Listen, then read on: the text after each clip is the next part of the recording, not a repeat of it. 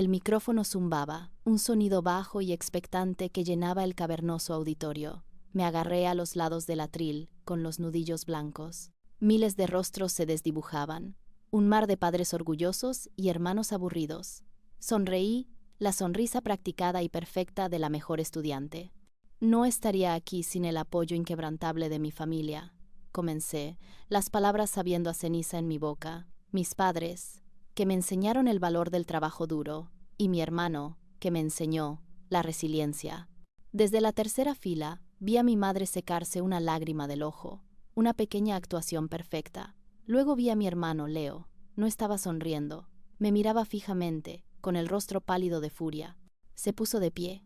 El movimiento fue tan abrupto que provocó una oleada de murmullos entre la multitud. «No puedo dejar que sigas mintiendo», gritó, con la voz quebrada pero con una claridad impactante. Un jadeo recorrió el auditorio. Mi sonrisa se congeló. El decano dio un paso hacia mí. Mi padre se estaba medio levantando de su asiento, con la cara morada. Pero todo lo que podía ver era a mi hermano, de pie como un fantasma en el banquete, listo para quemarlo todo. ¿Y la parte más aterradora? Tenía razón, estaba mintiendo, y mi mentira estaba a punto de hacerse mucho más grande. Antes de continuar la historia, por favor, suscríbanse. Necesito alcanzar los 1000 suscriptores para poder seguir trayéndoles historias como esta todos los días. Es solo un clic para ustedes, pero significa mucho para mí. Mi familia opera bajo un sistema simple de astrofísica. Mi hermano Leo es el Sol, una estrella deslumbrante, volátil y ocasionalmente brillante, alrededor de la cual todo y todos deben orbitar.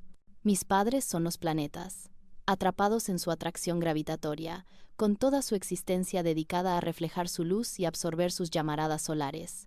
Y yo, Lisa, soy una luna distante y utilitaria. Mi trabajo es ser estable, predecible y controlar las mareas, específicamente las mareas financieras y emocionales que la órbita caótica de Leo agitaba constantemente. Yo era la responsable, la buena, la que nunca causaba problemas. Esto no era un cumplido, era la descripción de un puesto. Desde que tenía 16 años, fui la gestora de crisis designada. Cuando Leo, en un ataque de ira artística a los 17, decidió experimentar el mundo y terminó varado en otro estado sin dinero, fueron mis ahorros de un trabajo de verano en el restaurante local los que pagaron su billete de autobús de vuelta a casa. Mis padres no tenían el dinero. Acababan de darle a Leo varios cientos de dólares para su viaje de autodescubrimiento. Cuando regresó, fue elogiado por su valentía. A mí me dieron una palmadita en la cabeza por ser tan sensata. Este patrón se repetía con una regularidad vertiginosa.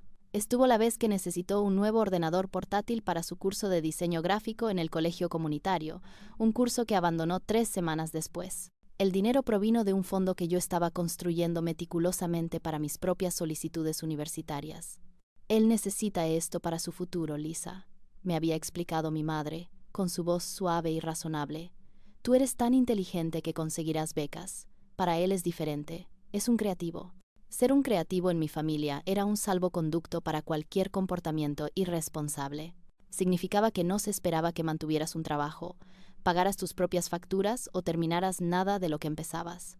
Mi papel, como la no creativa, era ser la patrocinadora silenciosa y sin quejas de este perpetuo estado de devenir. Mi novio, Mark, fue la primera persona que miró nuestro retrato familiar y se dio cuenta de que una de las figuras estaba sosteniendo a todas las demás. Él era ingeniero, un hombre que creía en la lógica, las pruebas de estrés y una sólida integridad estructural. Nuestra familia, observó una vez en voz baja después de una cena festiva particularmente agotadora, estaba construida sobre cimientos de arenas movedizas emocionales. No te piden cosas, Lisa, dijo mientras conducíamos a casa. Simplemente las cogen y te han entrenado para que se las entregues con una sonrisa. Yo los había defendido, por supuesto. Era un reflejo. No lo entiendes, había dicho. Es que somos así, nos apoyamos mutuamente. Pero la palabra apoyo se sentía hueca. Era una calle de un solo sentido, y yo era la única que pagaba el peaje. La verdad era que yo era menos una luna y más un cajero automático humano, y mi familia había olvidado hace mucho tiempo que se suponía que el PIN era un secreto. Simplemente asumían que era su derecho a ser retiradas cuando quisieran, y yo estaba demasiado cansada, demasiado condicionada, demasiado desesperada por su aprobación para negar la transacción. El camino hacia mi discurso de graduación estuvo pavimentado con fideos instantáneos y noches en vela. Mis padres habían hecho un gran espectáculo prometiendo ayudar con la matrícula de mi universidad. Lo habían anunciado en una reunión familiar, alzando sus copas por nuestra brillante hija, Lisa, que nos hará sentir muy orgullosos a todos. El aplauso fue cálido, y por un momento sentí un brillo de genuino orgullo familiar. El brillo se desvaneció rápidamente. Venció el primer pago de la matrícula, y cuando se lo recordé amablemente a mi padre, pareció azorado. «Oh, cierto», dijo, frotándose la nuca. «Escucha, cariño, ha surgido algo. Estamos un poco apretados este mes». El algo era Leo. Había decidido, con la convicción repentina e inquebrantable de un profeta, que necesitaba construir un estudio de grabación insonorizado en nuestro sótano para producir su álbum debut. Esto implicaba costosa espuma de insonorización, una nueva mesa de mezclas y un micrófono antiguo que, según él, era esencial para su sonido único. El dinero de mi matrícula, resultó, había sido reutilizado como financiación inicial para su carrera musical. «Es una inversión en su futuro», explicó mi madre, sus ojos suplicándome que lo entendiera. «Una vez que su álbum despegue, podrá devolvértelo 10 veces más». No tuve el corazón para decirle que el talento musical de Leo era, por decirlo de forma caritativa, de nicho. Consistía principalmente en él recitando poesía beat sobre acordes de guitarra disonantes. Así que saqué préstamos. Conseguí un segundo trabajo, dando clases particulares de cálculo a estudiantes de primer año entre mis propias clases y un trabajo de camarera los fines de semana. Mi vida se convirtió en un ejercicio cuidadosamente calibrado de gestión del tiempo y consumo de cafeína. Mientras Leo estaba en el sótano encontrando su sonido, yo estaba en la biblioteca, abriéndome paso a través de los libros de texto de química orgánica, con el estómago rugiendo porque me había saltado la cena para corregir trabajos. La ironía era sofocante. Me llamaban la inteligente, la responsable, y sin embargo habían creado una situación en la que tenía que trabajar el doble de duro solo para mantenerme a flote, todo mientras cada capricho de mi hermano era subsidiado. Mi éxito se daba por sentado, un resultado esperado. Su falta de éxito era una lucha romántica, una batalla heroica contra un mundo que simplemente no entendía su genio. Me llamaban a todas horas. «Lisa, cariño, el coche de Leo se ha estropeado. Lo necesita para ir a su noche de micrófono abierto. Es una gran oportunidad para él. ¿Podrías, posiblemente?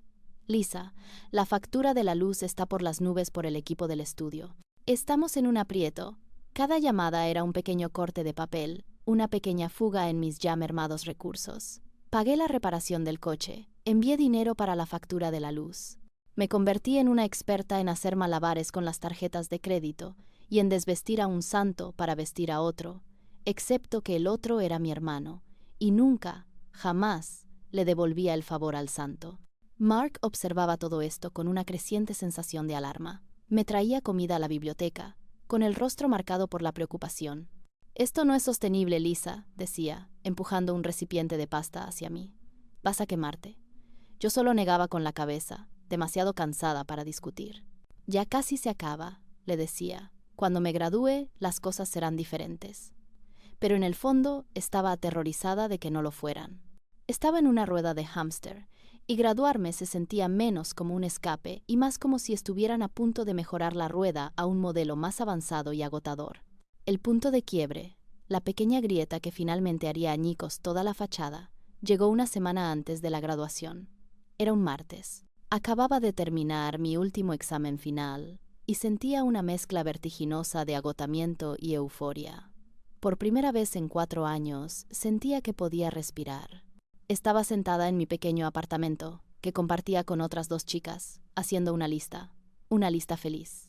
Vestido de graduación, zapatos, un corte de pelo. Pequeñas cosas normales que había estado posponiendo durante meses. Fue entonces cuando sonó mi teléfono. Era mi madre. Su voz estaba cargada de un pánico fabricado que yo conocía demasiado bien.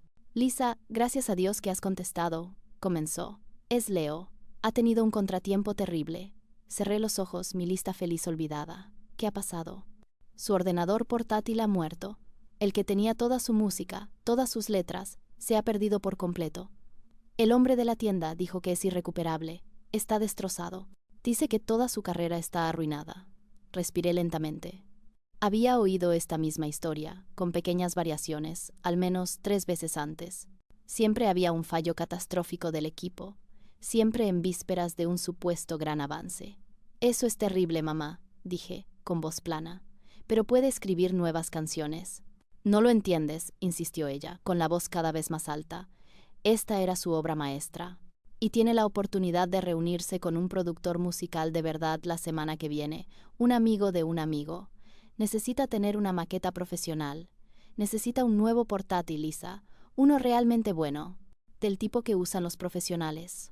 Entonces llegó el discurso de venta. El que necesita cuesta $3,000. Tu padre y yo hemos reunido todo lo que hemos podido, pero todavía nos falta. Necesitamos $2,000, cariño, solo hasta el próximo sueldo de tu padre. $2,000. La cifra era tan absurda, tan audaz, que era casi divertida. Era la cantidad exacta que había ahorrado para el depósito de seguridad de un nuevo apartamento, mi primer lugar de verdad, un lugar sin compañeros de piso, un lugar donde nadie se comería mi yogur de la nevera. Era mi fondo de escape. Y ellos lo sabían. Le había contado a mi madre sobre mi búsqueda de apartamento la semana pasada, con la voz llena de emoción. En ese momento, ella había parecido muy feliz por mí. Ahora me daba cuenta de que no había oído «Lisa va a tener su propio piso». Había oído «Lisa tiene $2,000 ahorrados». Por primera vez en mi vida, una sola y poderosa palabra surgió de las profundidades de mi alma. Era una palabra que me había tragado 1000 veces. Una palabra que me habían condicionado a creer que era el epítome del egoísmo. No, dije. El silencio al otro lado de la línea fue ensordecedor. Fue un silencio lleno de conmoción, indignación y el sonido de una máquina bien engrasada que se detenía de golpe. ¿Qué has dicho?, susurró finalmente mi madre, como si no hubiera podido oírme correctamente. He dicho que no, mamá. No puedo. Necesito ese dinero para mi apartamento. Me preparé para la explosión. La explosión no llegó. Lo que llegó fue peor.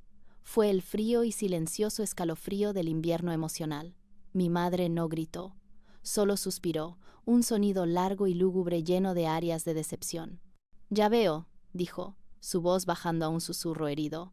Después de todo lo que hemos hecho por ti, cuando tu hermano está en crisis, simplemente... Nunca pensé que pudiera ser tan egoísta, Lisa. Colgó antes de que pudiera responder. Esa era su estrategia. No la guerra abierta, sino una campaña de desgaste psicológico. Los días siguientes fueron una clase magistral de agresión pasiva. Mi padre no me llamó gritando. Simplemente me envió un único mensaje de texto. Tu madre está muy dolida por tu actitud. Mi tía Carol, la hermana de mi madre y su principal lugarteniente, me llamó a continuación. Lisa, cariño, dijo, su voz rebosante de preocupación. Tu madre me dijo que tuvieron una pequeña riña. Ya conoces a tu hermano. Es un alma sensible, y tus padres se preocupan mucho por él. Siempre has sido la fuerte. ¿No puedes simplemente ayudarles esta vez? Esta vez. La frase era tan ridícula que me mareaba. Toda mi vida había sido una serie de esta vez. Yo era la fuerte designada de la familia, que era el código para la que se esperaba que soportara cualquier carga sin quejarse. Mi fuerza no era una virtud, era una utilidad. Luego vino la llamada del propio Leo. No hubo súplicas ni tristeza, solo rabia pura y sin adulterar. «Estás intentando arruinar mi vida», gritó por teléfono con la voz ronca. «Esta era mi única gran oportunidad, y eres demasiado tacaña y egoísta para ayudar a tu propio hermano. Siempre has estado celosa de mí. Eres una contable amargada y aburrida, y no soportas que yo sea el que tiene talento». Las palabras estaban destinadas a herir, y lo hicieron. Pero también hicieron otra cosa, aclararon las cosas. La niebla de culpa y obligación que había nublado mi visión durante años comenzó a disiparse. Él no me veía como una hermana, me veía como un obstáculo. Mi éxito no era algo de lo que enorgullecerse, era un insulto a su falta de éxito. Mi negativa a financiar su último capricho no era un límite personal, era una declaración de guerra. Estaba sentada en mi apartamento, con el silencio resonando en mis oídos después de que Leo me hubiera colgado, cuando llegó Mark. Me encontró mirando una pared en blanco, con el teléfono agarrado en la mano. No dijo nada al principio, solo puso una mano reconfortante en mi hombro. «¿Qué han hecho esta vez?», preguntó suavemente. Le conté todo. La llamada, los $2,000, las acusaciones, la culpa. Cuando terminé, Él solo asintió. Bien, dijo. Lo miré fijamente. ¿Bien? ¿Qué quieres decir con bien? Dijiste que no, respondió con una pequeña sonrisa en su rostro. Finalmente dijiste que no. Ese es el primer paso. Ahora solo tienes que aguantar. Tenía razón. Había dado el primer paso hacia un territorio nuevo y aterrador, mi propia vida. El problema era que mi familia estaba decidida a arrastrarme de vuelta a través de la frontera por cualquier medio necesario. La semana previa a la graduación, se suponía que sería una vuelta de honor, una celebración de 4 años de esfuerzo implacable. En cambio, se sentía como si estuviera navegando por un campo de minas familiar. Mis padres habían intensificado su campaña, pasando de la indiferencia a un tratamiento de silencio total, salpicado de suspiros y miradas de mártir cada vez que estaba en la misma habitación.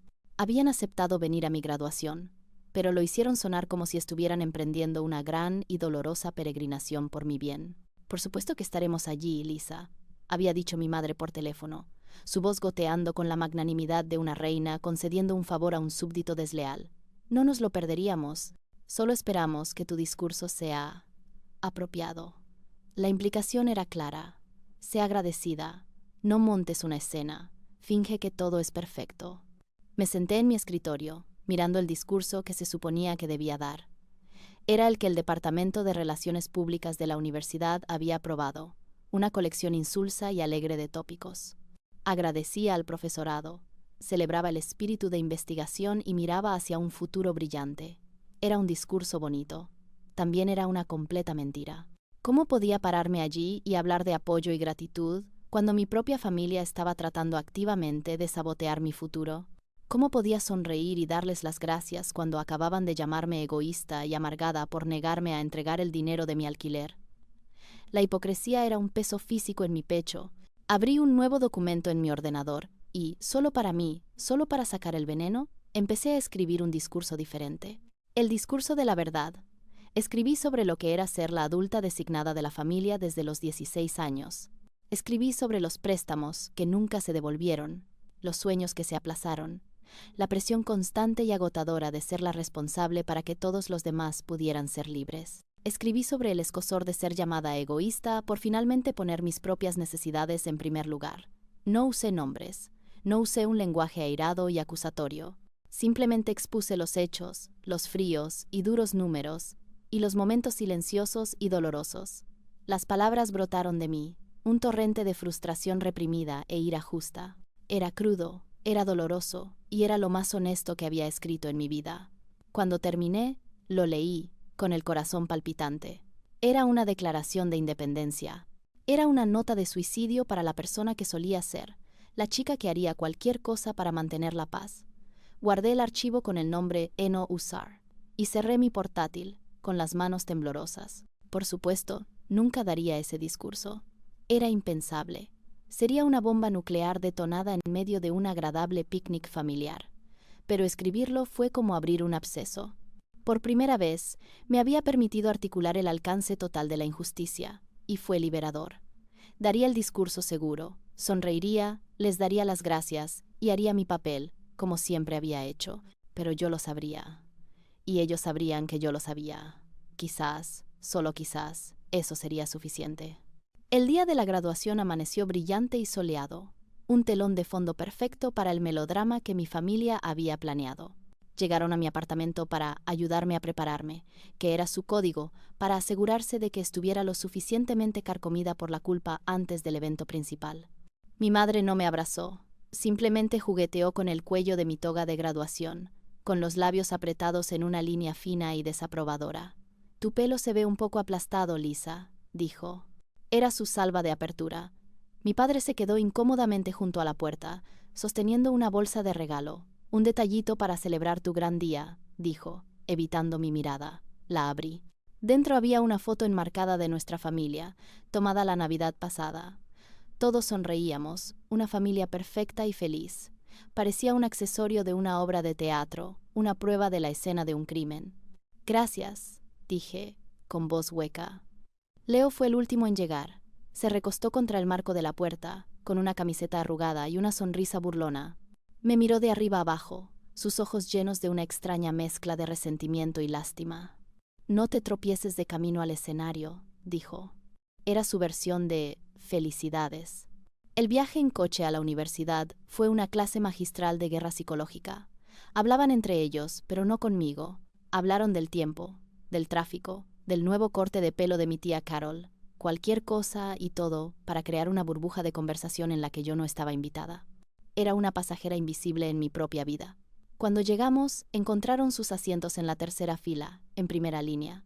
Mientras pasaba junto a ellos para unirme a los otros estudiantes que se graduaban, mi madre me agarró del brazo.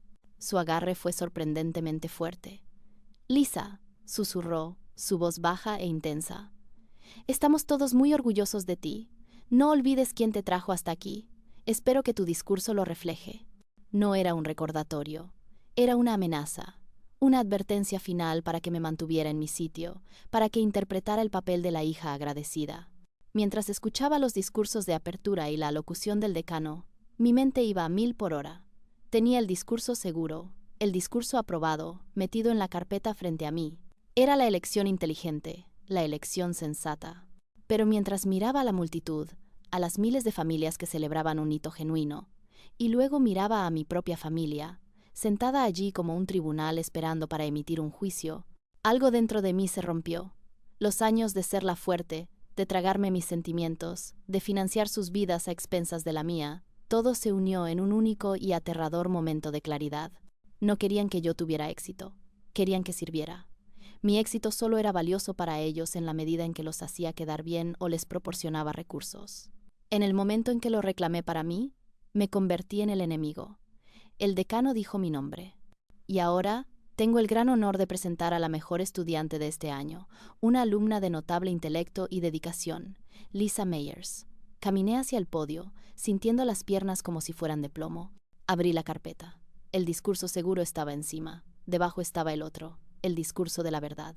Bajé la vista hacia mi familia. Mi madre me dedicó una sonrisa tensa y de advertencia.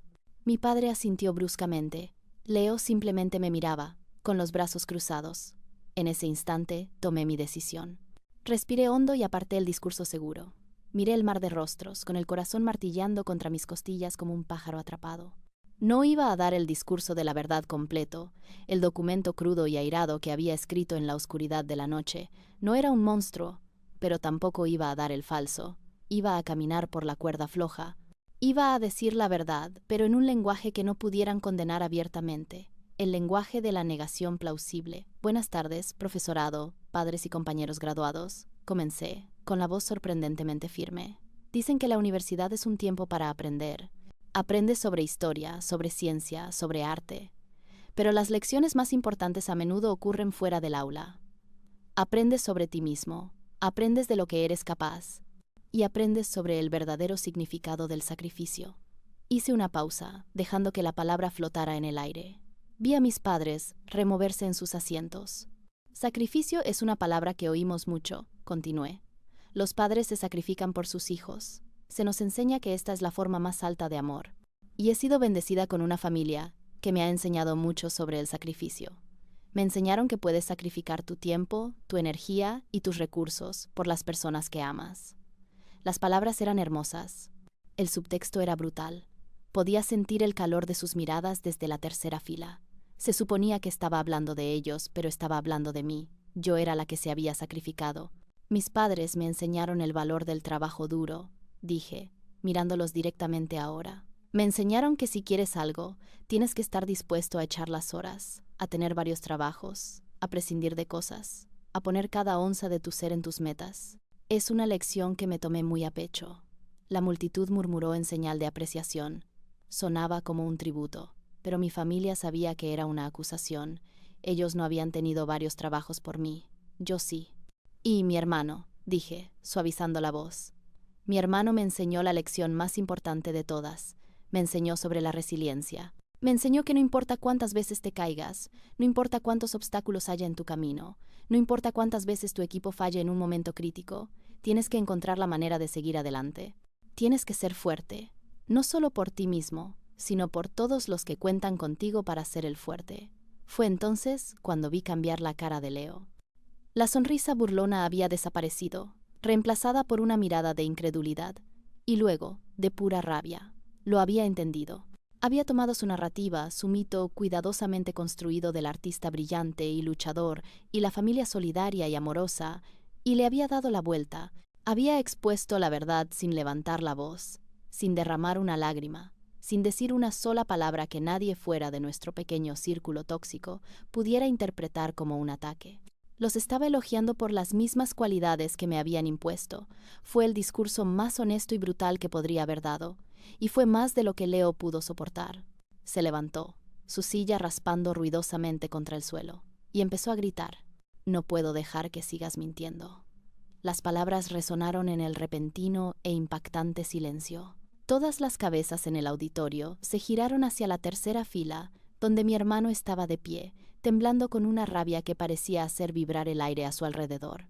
La mano de mi padre estaba en su brazo, tratando de hacerlo sentar, pero Leo se la sacudió. Mi madre parecía haberse convertido en piedra, su rostro una máscara de horror y furia. Esto no era parte del plan. El plan era que yo fuera el accesorio agradecido y sonriente en su retrato familiar. El plan no era que el otro accesorio cobrara vida y empezara a gritar. En el escenario, una extraña y profunda calma me invadió. La adrenalina desapareció, reemplazada por una claridad gélida. Era el momento de la detonación. Durante años, había vivido con miedo a este tipo de confrontación, a este tipo de escena pública. Había hecho todo lo que estaba en mi poder para evitarlo, contorsionándome en cualquier forma que requirieran para mantener la paz. Pero ahora que estaba aquí, no tenía miedo. Estaba aliviada. La decana, una mujer amable llamada Dra. Albright, se acercó al micrófono, su rostro una mezcla de alarma y confusión. «Joven», comenzó, con voz firme, «esto es muy inapropiado. Por favor, siéntese». Pero levanté una mano, deteniéndola. Me incliné hacia el micrófono, con mis ojos fijos en los de mi hermano. «Está bien, Dra. Albright», dije, mi voz resonando por el silencioso salón. «Mi hermano tiene razón». Otro jadeo colectivo recorrió a la audiencia. Podía ver la confusión en sus rostros. Esperaban que me sintiera humillada, que rompiera a llorar. No esperaban que estuviera de acuerdo con él. «He estado mintiendo», continué, mi voz clara y firme. Me paré aquí y hablé sobre el sacrificio y la resiliencia, y les dejé a todos creer que estaba hablando del apoyo de mi familia hacia mí. Pero eso era una mentira por omisión. La verdad es que estaba hablando de mi sacrificio por ellos. El silencio que siguió fue absoluto. Fue un silencio tan profundo que se podían oír 1000 corazones latiendo. Tenía su completa y total atención. Mis padres parecían a punto de desmayarse. La cara de mi padre tenía un tono rojo moteado, y mi madre se aferraba a sus perlas como si su vida dependiera de ello. Leo simplemente me miraba, con la boca ligeramente abierta, pareciendo un niño que ha provocado un incendio y solo ahora se da cuenta de que está atrapado en el edificio en llamas. Su intención había sido exponerme, avergonzarme para que me callara. En cambio, me había dado el escenario. Me había entregado el micrófono y una audiencia cautiva, y me había dado permiso para decir la verdad, y yo iba a aprovecharlo. Así que, con su permiso, dije, mi mirada recorriendo los rostros atónitos del profesorado y de mis compañeros graduados, me gustaría terminar mi discurso, pero esta vez, sin más mentiras. Los tenía a todos, y por primera vez en mi vida iba a contar mi historia. La verdad es, comencé, mi voz resonando con una fuerza que no sabía que poseía, que pagué casi cada céntimo de mi educación yo misma. Tuve 2 trabajos, a veces 3. Viví a base de fideos instantáneos y 3 horas de sueño por noche. Hice esto porque el fondo universitario que mis padres me habían prometido se le dio a mi hermano para construir un estudio de grabación en su sótano. Los murmullos comenzaron entonces, un zumbido bajo de conmoción e incredulidad. No miré a mi familia, pero podía sentir su mirada colectiva como una fuerza física. Mantuve mis ojos en la pared del fondo del auditorio, enfocándome en un único punto de luz. La verdad es que la carrera artística de mi hermano, su viaje de autodescubrimiento, ha sido financiada casi en su totalidad por mí. No a través de regalos, sino a través de una serie de préstamos para emergencias que nunca, jamás fueron devueltos. Pagué su alquiler, las reparaciones de su coche, su equipo, sus viajes. Hice esto mientras era estudiante a tiempo completo, luchando por mantener mi propia cabeza fuera del agua. Hice una pausa, tomando un sorbo de agua. Mi mano estaba perfectamente firme. La calma gélida me había abandonado. Sentía como si estuviera narrando un documental sobre la vida de otra persona. Justo la semana pasada, continué, mi familia me pidió $2,000 para un nuevo ordenador portátil para mi hermano. Cuando dije que no, porque necesitaba ese dinero para el depósito de seguridad de mi primer apartamento, me llamaron egoísta. Me dijeron que estaba tratando de arruinar la vida de mi hermano. Me aplicaron el tratamiento del silencio y me dijeron que no era bienvenida en su casa hasta que cambiara de actitud. El zumbido en la multitud se hizo más fuerte. La gente se giraba para mirar a mi familia. Sus expresiones una mezcla de lástima y disgusto. Mi familia ya no era un tribunal, eran una exhibición.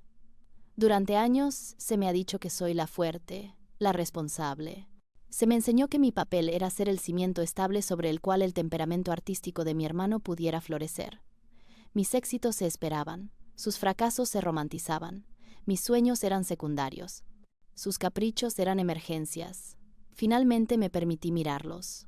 Mi madre lloraba abiertamente, pero no eran lágrimas de remordimiento, eran lágrimas de rabia y humillación. Mi padre parecía desear que la tierra se lo tragara. Y Leo parecía roto. La ira se le había desvanecido, reemplazada por una mirada de devastación total. Él había comenzado esto, pero no tenía idea de cómo terminaría. Así que, sí, mi hermano tenía razón, dije, mi voz suavizándose ligeramente. Estaba mintiendo. Iba a pararme aquí y fingir ser la hija agradecida de una familia comprensiva. Porque eso es lo que he estado haciendo toda mi vida. Fingir, mantener la paz. Pero la paz era una mentira, y se mantenía a mi costa. La verdad es que no soy un producto de su apoyo. Soy una superviviente de su explotación. Miré a mis compañeros graduados. La lección más grande que aprendí en esta universidad es esta. Tu valor no está determinado por tu utilidad para los demás. Tus sueños no son secundarios. Y a veces, lo más valiente que puedes hacer es dejar de mantener la paz y empezar a decir la verdad. Me aparté del podio. Por un momento, hubo un silencio absoluto. Y entonces, alguien empezó a aplaudir. Luego otro y otro, hasta que todo el auditorio, menos 3 personas en la tercera fila, se puso de pie en una estruendosa ovación. Las consecuencias fueron una serie de momentos surrealistas. La Dra, Albright, la decana, estuvo a mi lado al instante, con su brazo alrededor de mis hombros. No parecía enfadada, parecía ferozmente protectora. 2 agentes de seguridad del campus escoltaban con calma pero con firmeza a mi familia fuera del auditorio. Mi madre gemía, un sonido agudo y teatral. Mi padre tenía el rostro de piedra, negándose a hacer contacto visual con nadie. Leo parecía un fantasma, pálido e insustancial, dejándose llevar sin decir una palabra. La ovación continuó durante lo que pareció una eternidad. Mis compañeros graduados vitoreaban, algunos de ellos llorando. Era como si hubiera dado voz a alguna verdad no dicha para todos ellos. Mark fue la primera persona en alcanzarme cuando bajé del escenario. Simplemente me envolvió en un abrazo y me dejé caer contra él, la calma gélida finalmente comenzando a derretirse, reemplazada por un temblor de conmoción. «Estuviste increíble», susurró en mi oído. «Absolutamente increíble». En la oficina de la decana, las cosas se volvieron aún más surrealistas. La Dra. Albright me sirvió una taza de té, sus manos temblando ligeramente. En 20 años como educadora, dijo, «Nunca he visto nada parecido». Eso requirió un tipo de coraje que ni siquiera puedo imaginar. Me dijo que no me preocupara por nada. La universidad se encargaría de la prensa, si la había. Me apoyarían en todo lo que necesitara. Quedaba claro por su tono que había visto suficiente en esos pocos minutos para entender toda la dinámica. Mi familia no solo había sido disruptiva, su comportamiento había sido una confirmación de todo lo que yo había dicho. Mi teléfono, que había dejado con Mark, era una zona de guerra. Había docenas de llamadas perdidas y una avalancha de mensajes de texto. Eran una mezcla caótica de rabia e incredulidad. De mi madre. «¿Cómo pudiste hacernos esto? Nos has humillado delante de todos. No eres hija mía». De mi padre. «Has cometido un terrible error. Te arrepentirás de esto». De Leo. «Te odio. Nunca te perdonaré por esto». Y luego estaban los mensajes de mi familia extendida, las tías, tíos y primos, a quienes se les había alimentado la narrativa de mis padres durante años. La mayoría eran variaciones sobre un tema. «Lisa, ¿qué demonios pasó? Tu madre está histérica. Tienes que llamarla y disculparte inmediatamente». Vieron una escena pública, y su respuesta inmediata y condicionada fue suavizarla, forzar una disculpa de la persona que había alterado el statu quo. No importaba que el statu quo estuviera podrido hasta la médula. Pero luego hubo otros mensajes. Un texto de una prima con la que no había hablado en años. Oye, acabo de enterarme de lo que pasó. Todo lo que puedo decir es, ya era hora de que alguien se les enfrentara. Estoy de tu lado. Un mensaje de voz de una vieja amiga de la secundaria que estaba en la audiencia. Lisa, guau, estoy sin palabras y muy orgullosa de ti. Me senté en la oficina de la decana, sorbiendo mi té, y tomé una decisión. Metódicamente, revisé mis contactos y bloqueé a mi madre, a mi padre y a mi hermano. El acto fue simple, casi anticlimático, pero se sintió como cortar una extremidad envenenada. Las líneas de comunicación estaban cerradas. La guerra de palabras había terminado. Yo había disparado el último tiro, y había sido una bala de cañón. Los días siguientes a la graduación fueron una extraña mezcla de caos y calma. La historia se convirtió en una pequeña leyenda local, la de la mejor estudiante que lo contó todo. Hubo algunos artículos en el periódico local y un revuelo de chismes en las páginas de Facebook de la comunidad. Mi familia, como esperaba, entró en modo de control de daños total. Tejieron una historia sobre una hija mentalmente inestable, propensa a la exageración y a los arrebatos dramáticos, que tuvo un ataque de nervios en el escenario. Afirmaron que me habían estado apoyando todo el tiempo y que mi discurso era una fantasía nacida del estrés y los celos hacia mi hermano más creativo. Algunas personas se lo creyeron. Los parientes que ya estaban firmemente en el bando de mis padres chasquearon la lengua y negaron con la cabeza ante mi terrible comportamiento. Mi tía Carol publicó un largo y vago mensaje en las redes sociales sobre la importancia del perdón y de no airear los trapos sucios en público, que claramente iba dirigido a mí. Pero la narrativa no cuajó como mis padres esperaban. Demasiada gente había estado allí. Habían visto mi compostura en el escenario. Habían visto el arrebato desquiciado de mi hermano. Habían visto los rostros de mis padres, contraídos por la rabia, no por la preocupación. La evidencia visual era demasiado poderosa. Mi familia había construido su reputación sobre una imagen cuidadosamente cultivada de respetabilidad de clase media, y en el espacio de 10 minutos yo había reducido esa imagen a cenizas. La humillación pública fue, para ellos, un destino peor que la muerte. Se convirtieron en parias sociales en su propia comunidad. Los amigos dejaron de llamar. Los vecinos cruzaban la calle para evitarlos. La vergüenza fue implacable. Yo, por otro lado, sentí una profunda sensación de paz. Trasladé mis cosas de mi antiguo apartamento a uno nuevo con Mark. Era un pequeño y soleado apartamento de un dormitorio. Y lo primero que hice fue comprar un yogur nuevo y ponerlo en la nevera, sabiendo con absoluta certeza que estaría allí por la mañana. Era una cosa pequeña y tonta, pero se sentía como el máximo lujo. Empecé mi nuevo trabajo como analista junior en una empresa financiera. El trabajo era desafiante y atractivo, y por primera vez estaba ganando un salario que era enteramente mío. Abrí una cuenta de ahorros, un fondo de jubilación y un fondo para viajes. Estaba construyendo una vida, no solo gestionando una crisis. El mayor cambio fue el silencio. Durante años, mi vida había estado llena del ruido de las necesidades de mi familia. Las llamadas telefónicas frenéticas, los mensajes de texto cargados de culpa, la constante ansiedad de bajo nivel de esperar la próxima emergencia. Ahora solo había silencio. Era un silencio hermoso y expansivo, lleno de posibilidades. Empecé a ir a terapia, algo para lo que nunca antes había tenido tiempo ni dinero. Mi terapeuta me ayudó a desentrañar los años de manipulación emocional y gaslighting. Le puso un nombre a lo que había experimentado: parentificación. Me habían obligado a ser la madre de mis propios padres y de mi hermano, robándome mi propia infancia y adolescencia. Comprender la dinámica no excusaba su comportamiento, pero me ayudó a ver que no era mi culpa. No era egoísta ni desagradecida. Fui víctima de un sistema profundamente disfuncional. Y finalmente, de manera espectacular, me había liberado. Me enteré de las continuas repercusiones para mi familia a través de una especie de red de inteligencia de segunda mano. Mi prima, la que me había enviado un mensaje de texto de apoyo, llamaba de vez en cuando con actualizaciones, que entregaba con una especie de satisfacción sombría.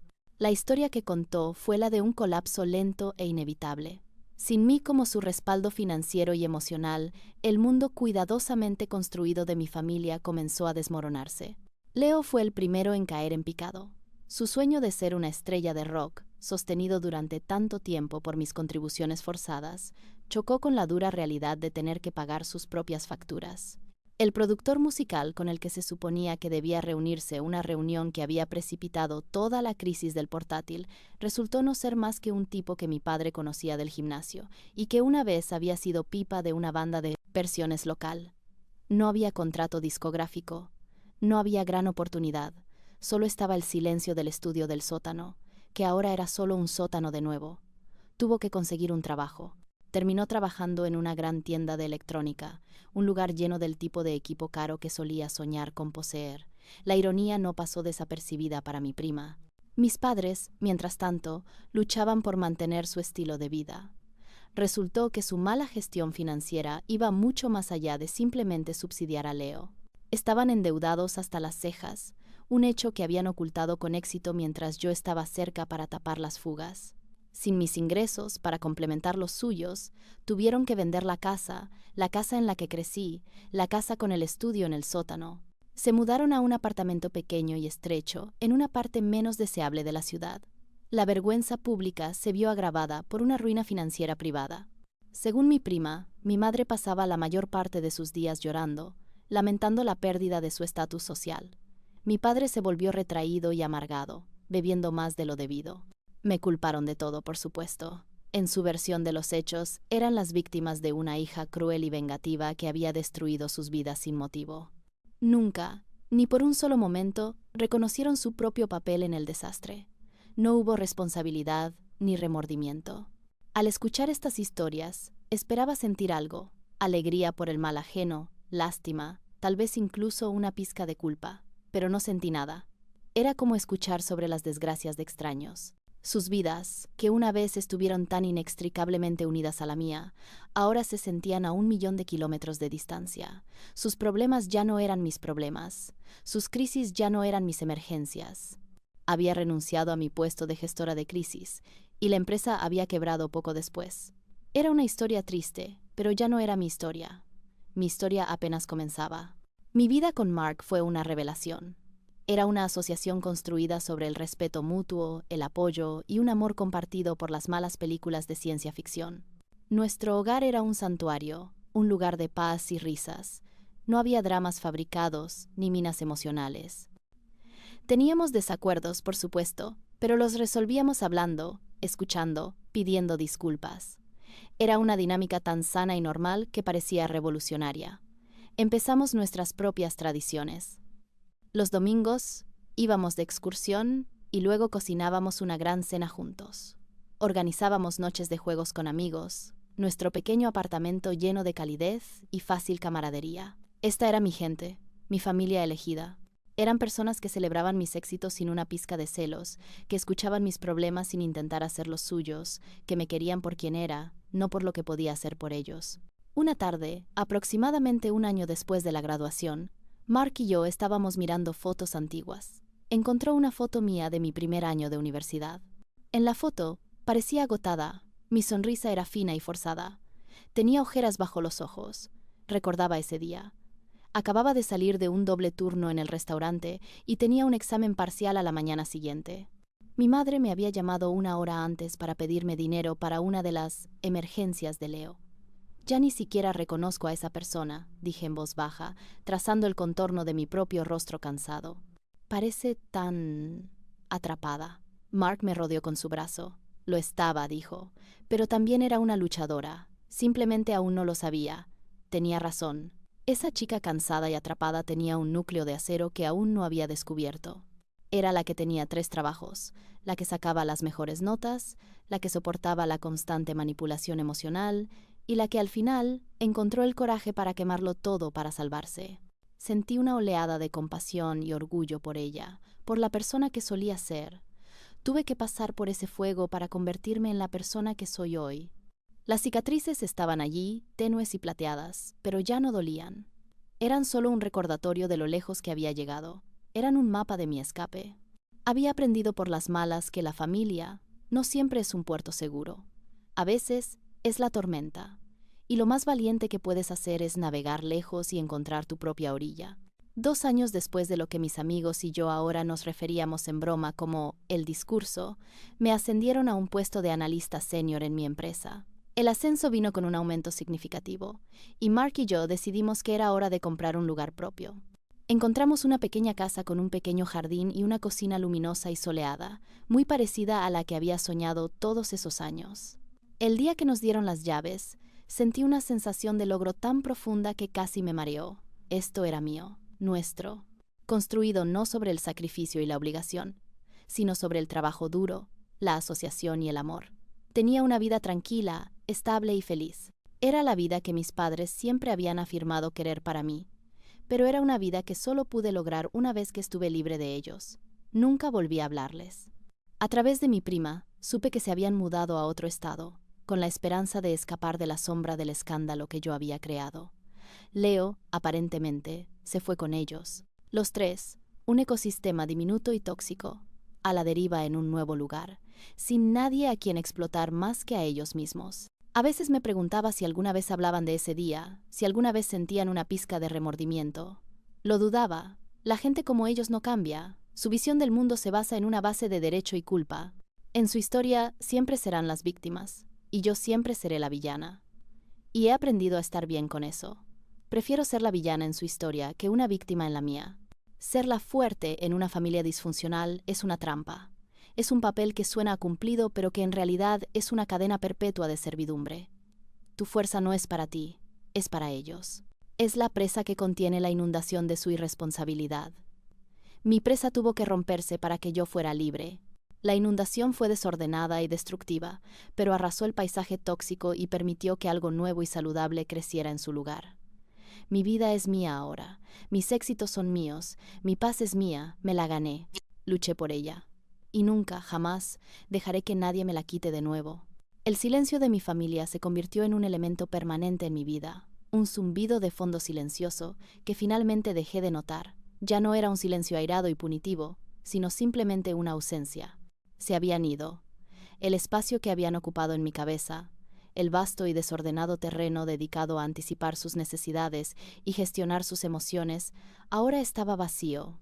Lo llené con otras cosas, con complejos modelos financieros y desafiantes proyectos de trabajo, con planes para un viaje a Italia con Mark, con aprender a hacer pan de masa madre, con noches tranquilas leyendo en nuestro nuevo hogar.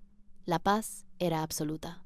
Pero la historia de mi discurso de graduación se convirtió en parte de mi mitología personal. Cuando les contaba a nuevos amigos sobre mi familia, simplemente decía, estamos distanciados, y lo dejaba así. Pero para aquellos que conocían toda la historia, fue un momento decisivo. Fue el día en que me elegí a mí misma. Fue el día en que dejé de ser un personaje secundario en el drama de otra persona y me convertí en la protagonista de mi propia vida.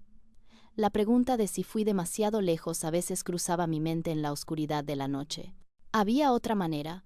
¿Podría haber logrado la misma libertad sin el espectáculo público, sin la demolición completa y absoluta de la reputación de mi familia? Me imaginaba los escenarios.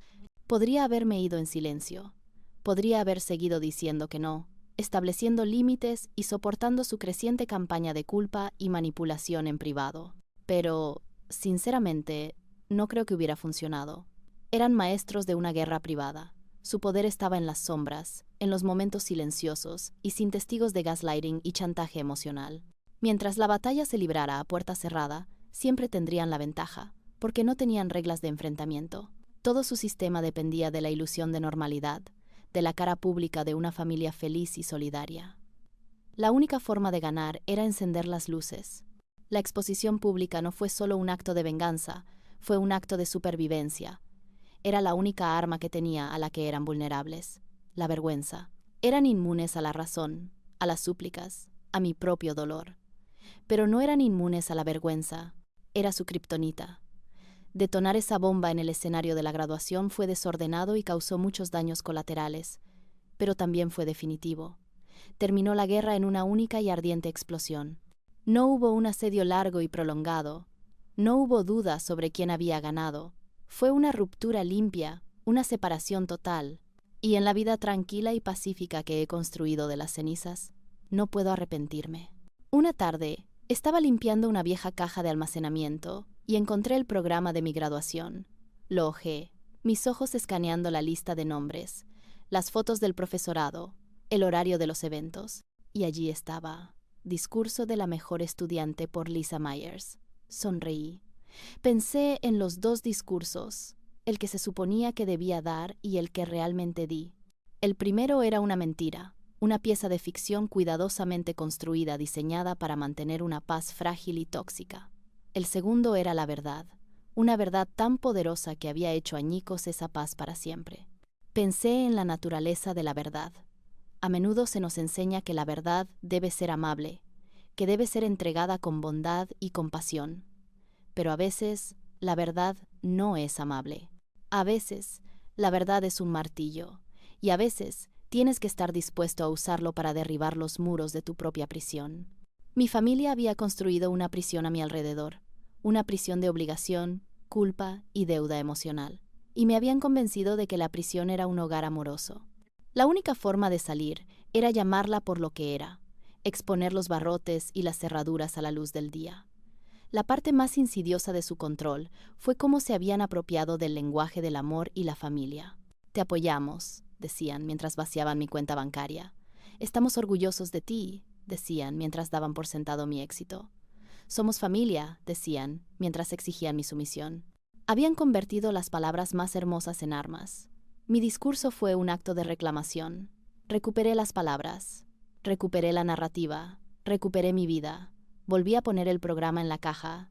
Era una reliquia de una era diferente, una vida diferente. La chica que había estado en ese escenario se sentía como una antepasada lejana, una valiente guerrera de mi propia historia personal, cuyo coraje había hecho posible mi vida actual. Le debía todo, y la honraba viviendo la vida por la que ella había luchado tanto para que yo la tuviera. Una vida de libertad, una vida de paz, una vida de mi propia creación. La última lección que aprendí de todo este calvario fue sobre la fortaleza. Toda mi vida me dijeron que yo era la fuerte. Había interiorizado esta creencia, llevándola como una carga y una insignia de honor. Pensaba que la fortaleza significaba aguantar, absorber y tolerar. Pensaba que la fortaleza se trataba de cuánto podías cargar por otras personas. Estaba equivocada. Eso no es fortaleza. Eso es simplemente ser una bestia de carga. La verdadera fortaleza no es cuánto puedes tolerar antes de romperte, sino dónde trazas la línea y te niegas a ser roto. La verdadera fortaleza es el poder de decir no. Es el coraje de elegir tu propio bienestar por encima de la comodidad de aquellos que te están dañando. Es la voluntad de ser visto como difícil o egoísta por personas que tienen un interés personal en tu sumisión. Mi familia no quería que yo fuera fuerte. Querían que fuera infinitamente complaciente. Elogiaban mi fortaleza siempre que les sirviera. En el momento en que mi fortaleza se centró en protegerme a mí misma, la llamaron crueldad. En el momento en que usé mi fortaleza para construir un límite en lugar de llevar una carga, lo llamaron traición. Lo veo tan claramente ahora. La dinámica nunca fue sobre amor o familia. Fue sobre poder y control. Yo era un recurso, un activo a gestionar. Mi graduación, mi éxito académico, era algo que querían poseer, exhibir en su vitrina de trofeos de logros familiares. Mi discurso fui yo rompiendo la vitrina de trofeos y recuperando mi propio trofeo. Fui yo declarando que mis logros, mi vida y mi futuro me pertenecían a mí y solo a mí. No estaban en venta, no eran para el trueque, y ciertamente no estaban disponibles para ser utilizados como garantía para la carrera musical imaginaria de mi hermano. Mark y yo nos casamos en un fresco día de otoño, en una pequeña ceremonia con solo un puñado de nuestros amigos más cercanos. Fue un día lleno de risas, lágrimas de felicidad y una sensación de paz profunda e inquebrantable. No hubo drama familiar, ni agendas ocultas, ni nadie a quien complacer más que a nosotros mismos. Fue perfecto. Durante la recepción, mi mejor amiga, Sara, que había sido mi compañera de piso en la universidad y había sido testigo de años de la disfunción de mi familia, hizo un brindis. Por Lisa, dijo, levantando su copa. Nunca he conocido a nadie más fuerte, más valiente o más merecedor de la felicidad. Me enseñaste que a veces tienes que quemar tu vida anterior para construir una nueva.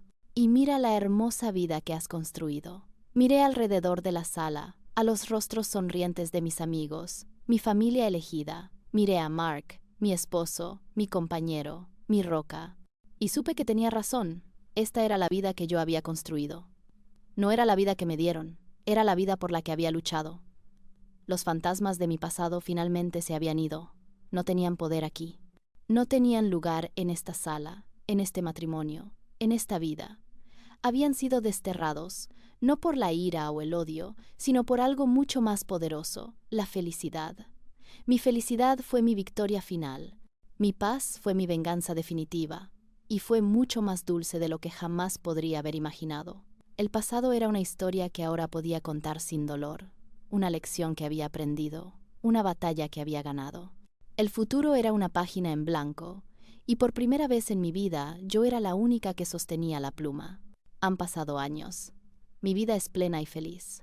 Mark y yo tenemos 2 hijos ahora, un niño y una niña, y mientras los crío, soy muy consciente de las lecciones que aprendí de mi propia crianza.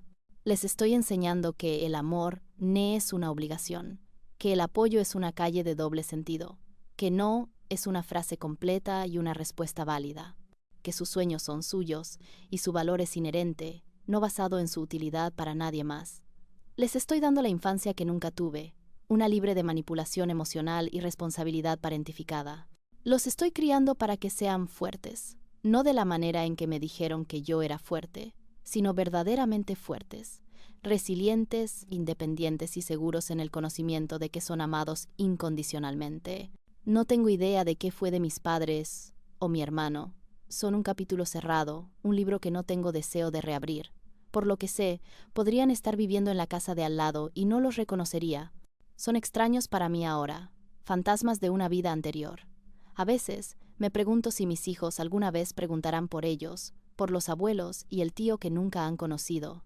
Si lo hacen, les diré la verdad, de una manera apropiada para su edad.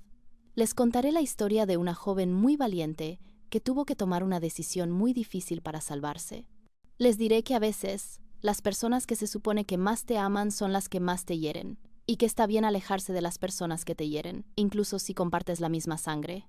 Es una lección dura, pero necesaria. Es la lección que salvó mi vida. Así que mantengo mi decisión. No tengo remordimientos. La naturaleza pública de mi rebelión fue lo único que pudo haberme liberado. Fue una política de tierra quemada, pero el terreno ya estaba envenenado desde el principio. Nada saludable podría haber crecido allí. Tuve que quemarlo todo para empezar de nuevo. Mi discurso no fue solo un momento de desafío, fue un acto de creación. En esos 10 minutos destruí a la vieja Lisa, la hija complaciente, pacificadora y sufrida. Y de sus cenizas creé una nueva, una mujer que conocía su propio valor, que luchaba por su propia felicidad y que nunca, jamás, volvería a permitirse ser un personaje secundario en la historia de otra persona. Fue el discurso más importante que daré en mi vida. Fue mi declaración de independencia, mi proclamación de emancipación, y fue el comienzo de mi vida real. Pero todavía me pregunto qué piensas tú, qué piensa el mundo. Cuando te llevan al límite absoluto, cuando estás atrapado en un sistema de abuso disfrazado de amor, ¿cuál es la forma correcta de defenderse? ¿Fui demasiado lejos, usando un foro público para exponer y humillar a mi familia? ¿O fue la única manera de ganar una guerra